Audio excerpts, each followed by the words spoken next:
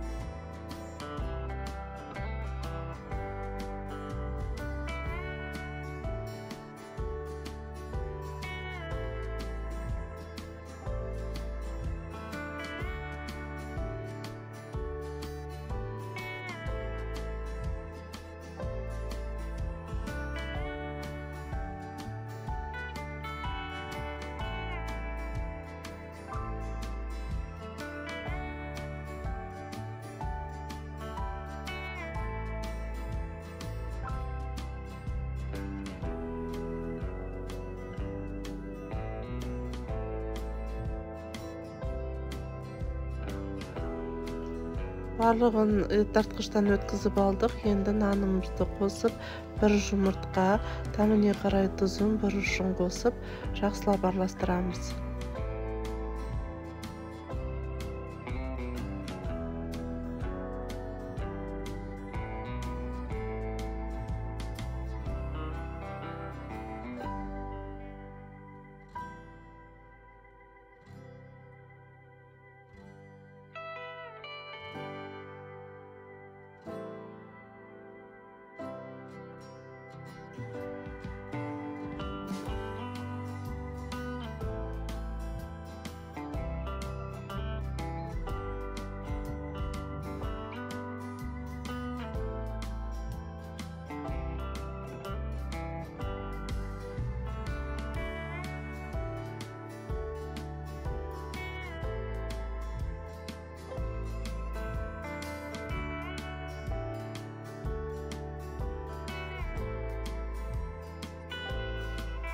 Дайын болған фаршымызды котлеттің формасын жасап, панировочный сухариға аунатып, қызып тұрған майға 2 жағын қызартып қуырып аламыз.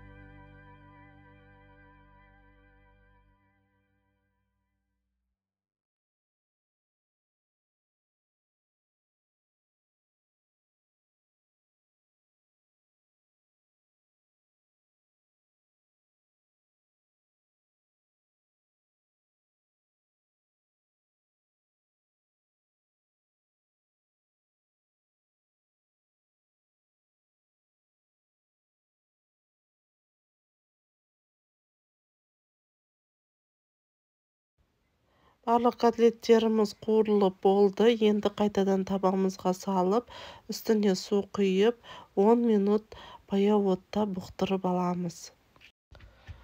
Осымен котлет дайын, өте дәмді болып шығады, жасап көріңіздер.